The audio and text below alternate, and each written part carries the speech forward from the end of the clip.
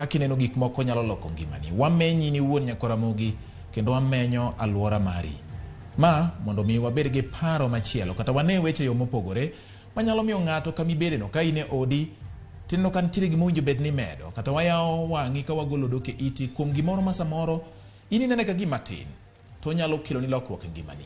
Midhiambo ma kawuono amor mar bedo kod jalony e weche mag ohala kendo en okil kamaloka e weche mag kitelo makare mopuodhi miluongo ni governance. Iluongo ni okil kamaloka Philip Omolo. Amosi ni imore Philip Omolo kendo machiegni e twak mar Ramogi TV. Imore nya George. Erokamano. Abende kawuono jowinjo magwa ng'eni mor gi neno ni Philip Omolo en ng'ama chalo nade nikech wasebedo kwa lalore kuom weche mang'eny kuonde mopogore opogore.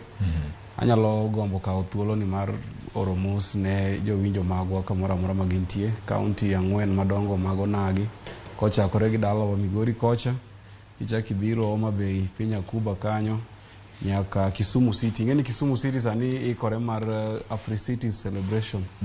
Professor Nyong'o sani dwaro ni from tarik 17 nyaka tarik 22 mar dwe mar abich yore te ochomo Kisumu. Of course kachiel gi jowa mantiere dala mar Siaya Kababa kod joluo manie diaspora kochakore gi Nairobi, Mombasa gi pinje madongo nyaka loka.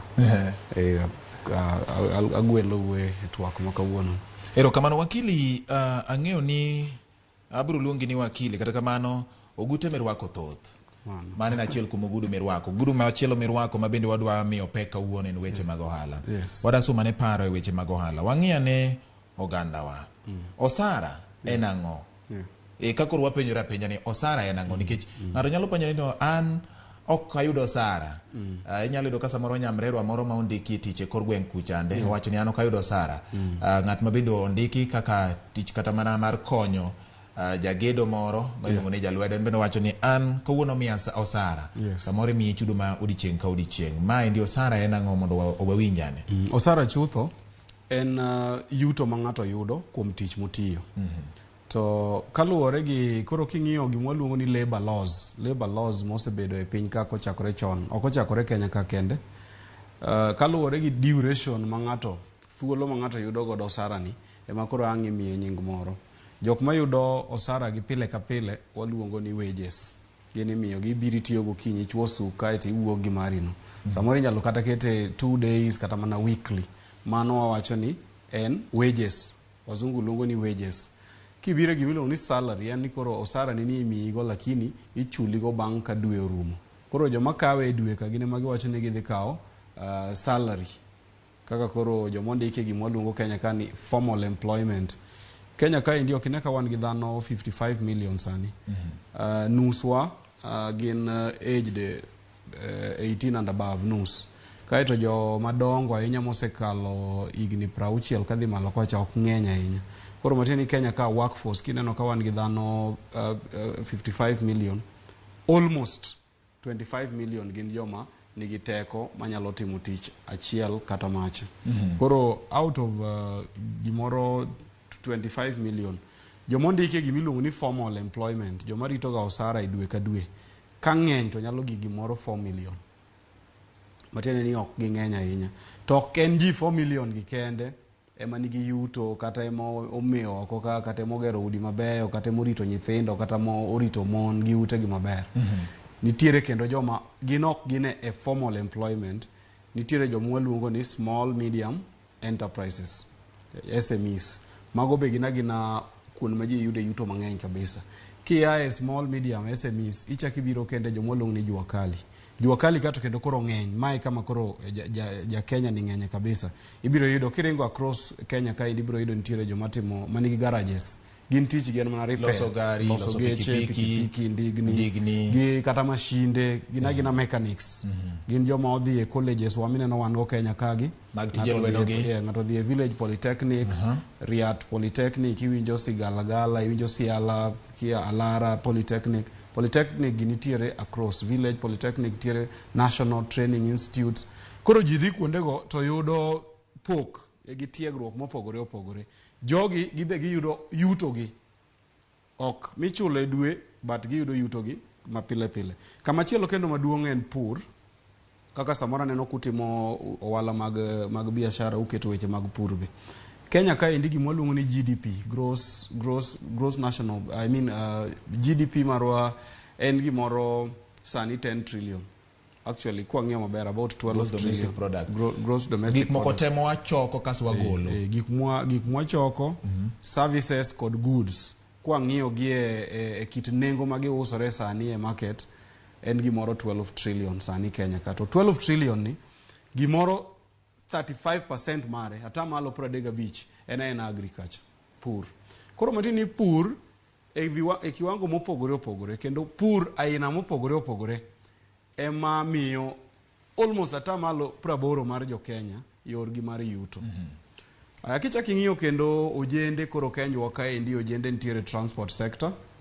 Moko riembo matatu magolo ji kamoro achiel katero with cities wage kata mana inter-county, ji ya Mombasa dhi Kaluo, ji ya Nairobi dhi Kaluo kendo duogo. Iyudo ni vijende to gi ji mang'eny ni e sector no. Ichak ibiro kendo koro boda kendo en kama sani omiyo ojende mang'eny kabisa yorgi mar yuto. Kidhi Migori towns ma Migori te ibiro yudo ka nitie pikipiki, kidhi Kisumu ibiro yudo ka towns te ma Kisumu nitie pikipiki everywhere. Kendo kidhi dala kucho be iyudo ni joma ni juakali sector gibe giyudo yuto. Kichak koro gima lich kabisa en gima iluongo ni equality. Gombo mar piny en ni mondo yuto mar ji kik bed ni opogore ahinya. Ni iyudo ni samoro kidhi kata kamoro mi hotel moro, tiyudo ka nyathi ma nyako moro samoro tiyo kanyo as a waitress, kata samoro ng'ato tiyo kanyo as a cook, ene moloso chiemo makidhi kamoro. Ing'eni ok dodag moko wabedo gi joma chalo waitresses kata chiemo ok dwa bedag maonge go. Tiyudo ni samoro ni nyathini etidwa chule gimoro $4,000 e dwe. Kaeto ng'ato to samoro tiyo ne sirikal kata kaka koro governor, en samoro cumulative salary odwa yudo kata mana 1 million. To jogi kodhi e supermarket ni dhi nyiepo kata chiro mora mora, to ka ginyiewo mogo to gorogoro achiel girundo $100 to rego sani ng'eni koro gik $15. Gite ng'acha yudo $1 million e dwe, to ng'ani yudo $4,000 e dwe, to mogo to gidwa ni mondo girund gorogoro the same price. Gavana pod dhi rego e pong ma nyadala ne. Of course, the governors matinde ma health conscious ok gicham mogo marachar mar ofuko cha. Gichamo achama rega ni be gichamo mana mag gine ni mag bell kod marieba, nikech mage mang'eni healthy. Marachar cha samoro jo mang'eny. So gimok dwarre piny momiyo nitie gimiluongo ni labor movements. En ni mondo kik wabed gi pogruok malich ahinya e kind yuto mag joma yude matin mogik kod joma yude ng'eny mogik. Tie pinje moko machalo kaka koro Switzerland, joma luongo ni Scandinavian nations, king'iyo Norway, Switzerland, Denmark, gin gima gisetimo, giseketo ni kopo ni ji nie kambi, to ikawo ni osara mar ng'ama chamo osara mamalo kabisa, kaka koro chief executive officer, ng'at machamo osara matin mogik, kaka koro kata ng'ama timo mayuecho, joma konyo ji kata loso chai, en percentage mar ng'acha. Matieni kopo ni CEO chamo kata 100,000, to ng'amo gik ma piny kabisa nyaka be ni chamo kata mana 20% mar salary mar CEO. Koro mano automatically obedo ni en gimoro 20,000. Koro sama CEO gore nikech en gi teko, ogore kodwa ni mondo tim ang'owa, otero osara ne malo, kendo no bede board en gi muscles onyalo negotiate go. Oyua osara mar jogi be malo. Samo tera mare malo ni pap, to mar jogi be automatically biro malo. Nikech gima bende nitiere e labor kae en niya.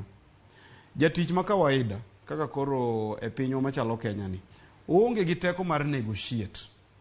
Nikech unemployment ni malo, kitemo dao gija ng'ama ondikie tich, onyalo riembi to kinyo chako yudo ng'ama chielo. Matini ni wane society miwacho niya, a labor surplus economy. Matini ni joma dwaro tich, kendo mani kata mana gi tiegruok kendo gi skills, ng'eny maloyo opportunities ma wantiere godo. Omiyo joma ndiko ji nigi thuolo mar riembo ji kata mana very carelessly. Kata diyo ji go sara matin to ji. Koro kae ma gimiluongo ni labor movement dhi bire. Emomiyo katiba, international labor laws, chike ma wan godo nyiso ni jotich nyalo bedo gi thuolo mar riwore kanyakla mondo gibed gimiluongo ni a labor union manyalo negotiate negi osara ma giyudo gi jandik margi. Ke jandik nigi power mang'eny maloyo ng'ama otimo ng'owo ng'ama ondiki. Erokamano, Philip Omolo komio walerni wan ka gi weche madita ahinya kendo imulo weche madito ma kopo ni chike ma iwacho ni ma timore kata mana gwenge mag Denmark nyalo timore to dipo ka koro joma ondike tich nyalo bedo gi mor e chunygi nikech ng'eni sama joka dhiro ka jo parliament dhiro to joma tiyo e alwora mar parliamentary service ka commission kanyo mondi gi parliamentary service commission bende margi idho malo mano kamano wang'iyane e gwengewa in jaluo kendo sigana mar joluo chakre lo jowagunda en ni ka ok ondik nyathi ng'ate tich to mano dala ma ok nyal kwan ka dala manyalo chung' ji tene dhi somo ka gin gi dwaro achiel ni an bende katieko skul to ndika e tich ma nitiere thuolo mathoth mobiro ka wang'iyo katiba mag 2010 okelonwa gik mang'eny ahinya okelo ofis mar women rep okelo ofis mar senate okelo ofis mar governor kod piny owacho mangima e county ka oponi gavana ok ondiko wuod wakili Philip Omolo e tich moyudo Osara mindiko no Osara dwe ka dwe kata obed mana $10,000 to ibiro winjo ka gweng' kuong'e malich ni gavana ok okonyowa onge ng'ama ondiko karwa ka ok wanenonwa onge ng'ama ondiko karwa ka dipo ni Osara kende manyalo loko ngima wang'e ni gik mabiro gi piny owacho mag counties gi mondo jo ochak ng'iya ni to kopo ni county obiro wagoyane kwano mopogore gi wach mar ndika ofisi e county George tich mar sirikal owuon ok en ndiko ji sirikal nigi tich ne manyako ti mondo ngima obed maber mokwongo ni sirikal onego bed ni keto gima waluongo ni arita kwe mondo obed maber neno gima timore Marsabit sani ni wakora moko go agoya ji gisenego ji be ok en kata wakora kende nitiere gik monego bed ni waloso Marsabit kocha asedhi Marsabit asedhi Moyale asedhi Larsamis Merile Isiolo kona asedhi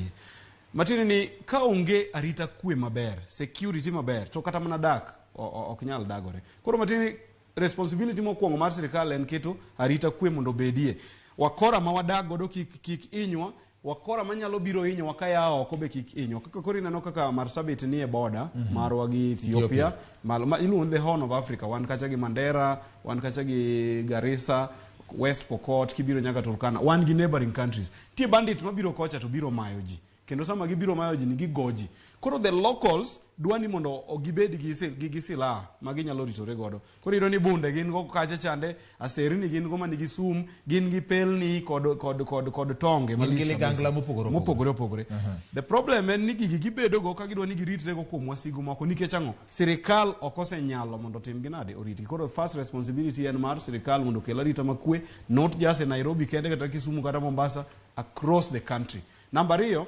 sirikal nyaka ger gima waluongo ni infrastructure matire ni gima chalo ka power stima wadwaro gima chalo ka pi wadwaro gima chalo ka nderni nyaka sirikal yaw mago eka koro ang' dhanda ma kawaida nyalo timo ang'owa nyalo bedo ni nyalo ringo ka gi kacha kitimo wala kata kidhi kamoro mar adek sirikal nyaka bed ni gero nwa yo wanyalo keto godo winjruok sama tulo moro moro wuok wan gi chwanyruok e kindwa kodi nikech ni watimo contract moro idagi sirikal nyaka ketnwa avenues kaka wanyalo solve mago mokwa gore mane momiyo wan gi do ma conflicts moka ma wan go Kenya ka te kata mana ng'ate mochwanyore gi jaode kata chwanyori mana gi nyathini mosebedo ni koro 18 and above ok odwa ni kaw tong' ichwoego ok odwa ni kaw charidi ni ichwado godo dhako kawuono ni endi weche manyien ojo ni wuodo Sankok okawo bunde mokielore godo nikech tungni moko matindo tindo very very unfortunate thing ma we send our condolences to Sankok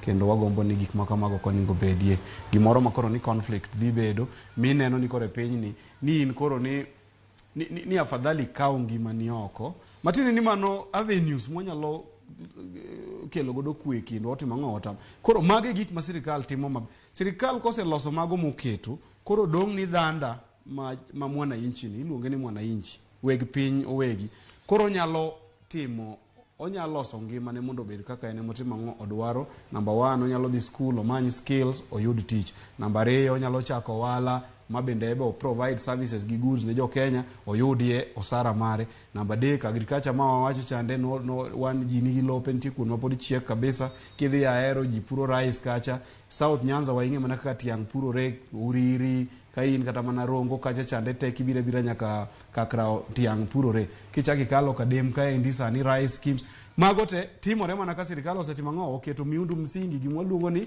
infrastructure kibiro kore penjo mi penjo county government no biro 2013 mwakungo bedo kode mokwongo problem niya kaka koro Migori County for instance owachi population mar Migori County kwa ng'iyo census nyocha ne en 1.1 million sani osegik 1.2 ochomo 1.3 million again out of it jok malaro 600,000 gin joma capable of working kendo gidwaro tich ma ginyalo tiyo kendo komigi to ginyalo timo tich mopogore opogore but the county government mar Migori nyalo mana ndiko ji 3,000 kende to ji 3,000 gi be nusgi not even nusgi atamalo 80 negi yudo kuom local government authorities manokalo kaseche mancha ne governor Zachary Obado ne kawo loch no yudo ko already ne nitiere jotich mane nitiere sirikal magalensi magalensi ma en kano biro be katibo yiene mana ni jomo nyalo loko en mana county executive committee members mage mo nyalo loko chief officers ka ngeni almost gin mana jomo ndiki permanent and pensionable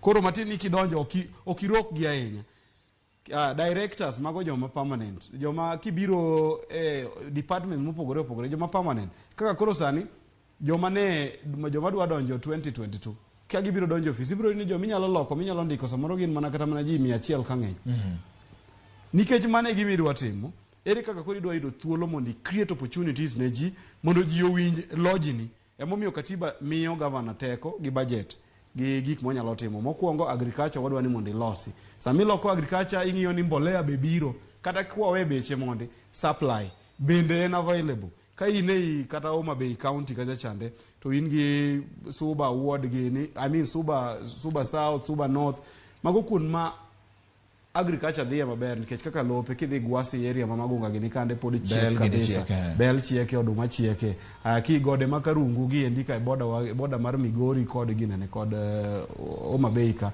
pod kuon moko chiek kabisa the question en ni be agriculture bende timore maber mbolea be gikono extension officers be wandiko ne jowa be nitiere extension officers manyalo puonjo ji technology manyien ma ji nyalo tiyo go mondo yud cham mowinjore kichaki ng'iyo kendo pi wadwaro pi mar domestic usage to wadwaro pi mwanyalo timo godo irrigation magi duto katiba omiyo governor teko kod budget mondo los gigi kichaki ng'iyo kendo gima chalo kata man education ECD facilities let me tell you in a county ibro yudo ni wan gi skunde on average about 500 schools 500 schools wakili kidwa gero ECD facilities kondego yes kidwa PP1 array PP2 array out of 500 iwacho chal ka gima 4,000 classrooms mondo ger 4,000 classrooms kata ka en mana duration of 5 years donge masons dhi dwarore kanyo plumbers dong dhi dwarore kanyo electricians dong dhi dwarore kanyo koro matieni oken tich ma ng'ato ndiko godo ji e gweng'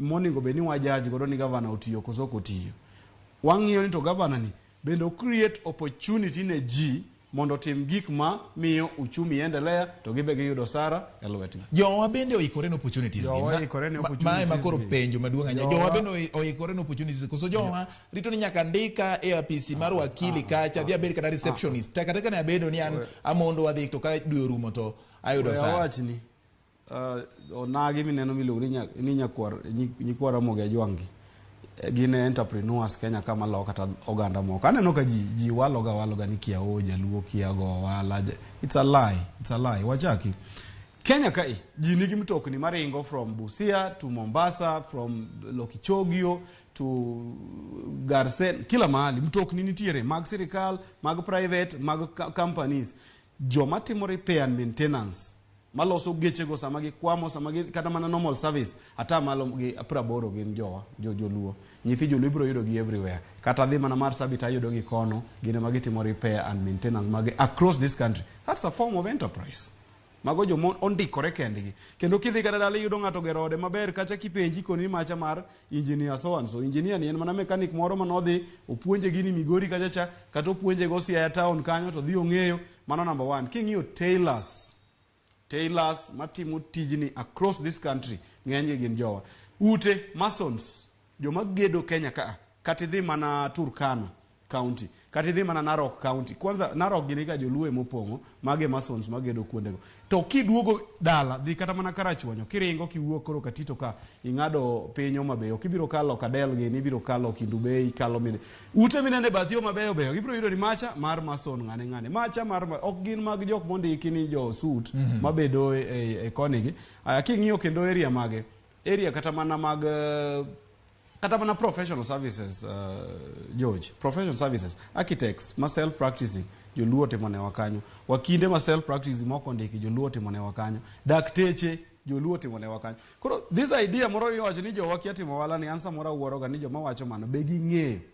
Koro kwa ng'iyo jo mondiki Kenya kaendi kata king'ima ne government ata malo mag joluo mondiki tin kabisa ok derom kata na 20% mag jok mondiki e sirikal. Kidhi e private sector, banking sector, kidhi e insurance industry, kidhi e manufacturing, jowa mondiki kuondego ok derom kata ata malo 10. Matini Kenya ka king'iyo employment ma formal employment ma en 4 million ni diyud ni samoro joluo mondiki kare kata en mana 300,000 Kenya. Okay. Ena ni joluo matin mondiki go tich maber magitiyo kono gi koko magigo kono momiyo ji paro ni gipongo kuondego gine mondiki. Erokamano nya wakili an ka ndigi wach maduong' ahinya. Kendo imedo nyisowa ni oganda wa oikore kendo dwaher mondo wajiw joma samoro pok odonjo e weche machalo kamano kata kamano sectors go kagima gin gik mothirno ma ok nyal kelo lokruok mondo jonyuol koro olok pachgi mondo ging'e ni kare weche nyalo lokore. Wakili George gima kik wiwa wilgo nyithindo nyotimo penj ma KCSE results nyocha owuok. Tire nyithindo motimo maber moyudo A plane, we congratulate them. A minor, B plus, B plane gi B minor. Kaka ne nyithindo kalo mang'eny cha, I don't think ni jo C plus tebro dhi university. Moko nyaka dhi e technical colleges. Wach mar ni ji dwano dhi e police ma ji dwa chiwo a bribe mar 400,000 kata 500,000 ni mondo dhi go de police. National Police Service Commission osedagi wach mag bribing gi. Nyithindo gi omany courses mabeyo magi nyalo dhi technical courses. Gidhi gisom biro miyo gi ngima maber seriously. Nyithindo di momewo e gweng kachacha matima tije gi mag technical gi kendo gidhi maber giriembo geche gi gipidho monde gi nyithindgi. So let people know ni nyithindo timo ng'owa otere courses. Katek to ukel jonita ka National Industrial Training Authority mondo be of course ikelo giga. So that is the way to go. Wakili erokamano ahinya. Penjo mara en ni nyo waneno ka jatend piny adong' gi dakika ma ok ng'eny ni 10 neno ka jatend piny nyolando ni ng'at ma yudo osara ma piny mogik aparo ni piny owacho owinjo bed ni chulo imedo atamalo 12 ma endi nyisango. To mar ariyo na neno ka jagoro maduong' mar weche mag jotich Kotu Francis Atwoli nyo ywak ahinya ne commission moro miluongo ni Salaries and Remuneration Commission kata SRC ma en commission mochung' ne gayo osara mar jotich piny owacho. Ma nyisango ang'o gini matimore sama koro osara ni omed kama. Piny owacho nyalo bedo gi pek ma samoro kata mana ndiko ji nyalo bedo matek nikech koro chuno ni samoro jok manyien ni osara mapiny inyalo medi koro ndiko ji nyalo bedo ma ok yot ahinya. Ng'iwane wach ni exactly. Nitiere gima katiba wa ma 2010 niluongo ni principles and values of national development. Gine gimiluongo ni article 10 mar katiba. Namba 1 kuom gi gimiluongo ni sustainable development. But ni gimoro amora watimo Kenya kae ni madhi include pesa kata madhi include resource allocation nyaka watime in a sustainable way. Kaka koro sani donge county governments wadwaro pesa mang'eny but inyama migi ma sustainable ok de migi moro makiny to kwanyal nyalo. Jotich mag sirikal pek mar dak kata gimoluongo ni the cost of living mar ngima osedhi malo kabisa ma especially dhanda mani piny kama chamo msara matin nikia ni 4,000 5,000 nikia ni 10,000 kata mana nyaka 10,000 ngima odhiero gedhiera kabisa. Kech kaki chul lot, kaki chiem, kaki pidh nyithindo, kaki ter nyithindo school, kaki nyiew ne nyithindo la utami. Emomiyo kasa mineno ka Kotu kata mana labor unions gore ni mondo salaries oter malo mapiny. It is correct. The problem en ni samitere malo ni to sirikal bende nigi pesa no. Kech ngeni ka koro workers mag sirikal dhi mana almost 1 million. Yudo ni recurrent expenditure mar sirikal ni malo malo development expenditure. Koro sama recurrent expenditure salaries gi odhi malo kamani. Sirikal dong ni koro onge gi pesa minyalo tim godo development. Emomiyo wase emphasize ni tich sirikal maduong' ok en tich mar ndiko ji. It is to create a conducive environment ma jok moko nyalo generate ang'ono job opportunities. Koro sirikal o concentrate gika. Lweny mineno mantiere kind Kotu kod SRC en ni Kotu ema otelo ne labor unions. Kaito labor unions gi emamiyo jatich cha teko mar negotiate gang'o gi jatend gi jondik gi. Kaka koro wakaw example ma quick kabisa, doctors nigi Kenya Medical Practitioners and Dentists Board mane makonyo gi negotiate gi sirikal, sani tiyo ndigi county government mabe waseneno ko mistreat doctors kabisa. Koro ka onge union ni to doctors de hinyre, kaka waseneno nurses osega hinyore Kenya ka for a long time nikech nurses inde ne onge gi union ma strong. Teachers nigi NAT, a very strong union mosebedo ka negotiate negi. Koro the question en ya salaries wa Kenya ka wayudgi through negotiations mag labor unions koso wayudgi through SRC. SRC ni on the other side en gima iluongo ni a constitutional commission. En gima jo Kenya no ringo wuoyo wacho ni yes wabeduru gi commission moro manyalo guide sirikal e kaka ichulo jotich osara mag jotich. En gi mandate sadi madongo ariyo. Mokwongo it sets and regularly reviews salaries mag jo miluongo ni state officers ok en ng'ata ni en state officers. Katiba ka owachonwa jo miluongo ni state officers: president, cabinet members, attorney general, all members of county assembly, members of parliament, both senate and members of the judicial service commissions ma wan go gite. Nitie jo miluongo ni state officers. Gin to ok ginyago koko. SRC ema set kendo review salaries gi. Mar ariyo, SRC onego beni chiwo advice, ong'ado rieko, not setting, osumo paro, advice okelo paro maleu ne county governments, ne national government kako onego beni chulo jo miluongo ni public officers pogore gi state officers matin. Public officer en ng'ata mosara mare wuok either e agulu maduong' mar sirikal miluongo ni consolidated fund cha, kata fund pesa moro molosi gi sirikal ni mondo otim ang'owa ochul jotije moko. Koro king'e ni salary ni en obiro ga koya kuom sirikal, ina public officer. Kaka joma chalo dakteche te mago public officers, jopuonj mag primary, jopuonj mag secondary gin public officers. Koro SRC kachacha mondo bed ni onyalo chiwo paro maleo moko hinyo jopuonj, oko hinyo polise wa, oko hinyo jolweny, oko hinyo sekta mora mora, jomage mabedo e gine kacha e board no. Board ni joma bedo represented kacha kiseng'iyo chairperson, public service commission nigi representative kanyo, teacher service commission nigi representative kanyo, national police service commission nigi representative kanyo, parliamentary service commission nigi representative kanyo. Matine ni joma critical mo mata manigi duol kuom osara michulo jotij sirikal gin gi duol ka, including kata mana association mag labor unions kotu nigi representative kanyo, association mag employers, Federation of Kenya Employers gibe gin gi representative kanyo, association mag professions ma wan godo Kenya kama ng'eny gi, obed lawyers, obed accountants, obed engineers, gimbe gin gi association no beniga ng'owa representative mochung' negi e SRC kachacha. Kwa hivyo kineno ka SRC ogolo formula moro kata ogolo recommendation no genuinely ok en mar ng'ata achiel, en duol mowuok kuom jong'eyo gi jolony. Koro gima ni neno ka Papa Francis Atwoli ne yuake en ni honestly nitiere gik miluongo ni international labor laws including treaties, ILO treaties. Gibe giwacho ni onego beni osara michulo jatich mora mora bedo out of gimiluongo ni CBA, collective bargaining agreement. Koro gima Atwoli yuago ni watigi CBA koso watigi gima SRC owacho. Kenya ka as we are today, SRC bro bedo gi duola mominjo kane president kane duoke to nokone ni emomiyo nyicha wadwaro BBI mondo watim amendment ne katiba mondo omi thuolo CBA. Erokamano ahinya wakili, thuolo marwa ng'adore kendo ing'isa kani thuolo marwa rumo, wadong' gi dakika matin ne adek, nyiso ni wan gi dakika ariyo kadok chien.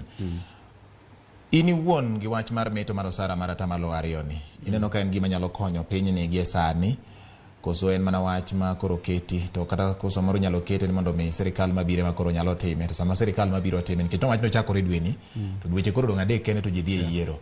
Ma endi nyiso nang'o, sirikal mabiro nyalo bedo gi pek kendo nyalo miyo jotich dhi e ng'anyo nikech gionge kaka ginyalo sustain kata keto gini atim kaka dwarore. Of course, atamalo 12 ong'eny nikech kakoro government wage bill en gimoro 1 trillion. Matieni kimedo kila mtu 12%, mano chalo 120 billion. 120 billion ni kamidi wagole mondo chule jotich ok en gimoro mayot. Matieni kata mana sirikand ni dhi bedo gi pek mar chule, to sirikal mabiro biro bedo gi pek mar chule. An kaka pacha gima neno, nitiere dhanda ma tiyo ne sirikal, state officers moko ma yuto gi ni malo kabisa. Osara mar gi ni malo. Gina neno ni okonego bed ni medo gi musara no all the time. To nitiere dhano ma the bulk matiyo ne sirikal ma gini chulo gi pesa matin kabisa. Gito onego bed ni sirikal ng'iyo nikech otherwise to penjo kania Osara ni bendi biro med jopuonj be adier to Bri kawuok Kamwango openjo ni pesa mane kero wacho cha en mar jotich duto koso en mana sectors moko apani magik ma jowa dwani mondo mi ong'i odiero mami nyanya penjo jalony ere kaka gweng mokio gi nam lolwe nyalo yudo pi maler ahinya jogo modak e got nikech yudo gwenge moko okunye gi ikunyo ne gi Osara. Koro odani tika wach gi dakika achiel kang'eny. Aparo ni gima jowa nyaka tim en ni sani wachomo ombulu ma kwa weyo gik matimore in between tarik 9 mar dwe mar 8 wadhi ombulu. Jowa nyaka kaw thuolo mondo yier viongozi makare, jotelo makare nikech devolution okelo a lot of things monego benitimo e county government level. To kwa dhia kwa miyo wango ni one blind wakete kita odianga bu mora mora ni ema donjo ni bedo jotelo. Then nyaka wacham nyanjwa. Iwacho ni ji ocham nyanjgi. Jowa nyaka kaw thuolo wayier jotelo ma correct. To kwa se yierogi kik wawene gi thuolo mondo joma beyo chako kethre. Nyaka waket gi pado maliet for a whole 5 years mondo gibed ni ginyalo timo gik mabeyo. Pi mana devolved function.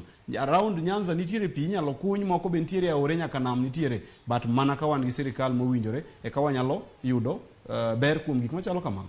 Nyakwa Ramogi wach momi peka endi kata ma wakilo omiyo peka bende jalonyo weche mag ohala owacho ni koro nyithindo ma samoro biro thuolo mar dhi e universities kata kuonde tiegruok mamoko to ng'iya ni to bende nitiere gima nyalo mako Nyakwa Ramogi ma kopo ni koro nitiere thuolo moro ma ochuogore mar tich kata miluongo ni opportunity obiro kanyo to ilokane pachi jonyuol bende koro ywa wigi ng'e ni tije kata weche gima ng'ato timo kokete chunye kopo ni ohero to time gadiero nyalo loko ngima kata gweng' mangima. Nyakwa Ramogi mano bende makelo e giko mar twak marwa godhiambo ni kawan kod wakili Philip Omolo kendo nyaka kum thuolo machielo ero kamano kuom kete Ramogi TV in migoro pachi mi penjo kachiel koda in bende michiko iti kendi winjo agene ikwanyo gimoro achiel mokonyi. An nyinga George Bati waromo kendo saa 3 weche manyien mag oimore. Kao kamano ero kamano bed gi odhiambo makare. Riti masani.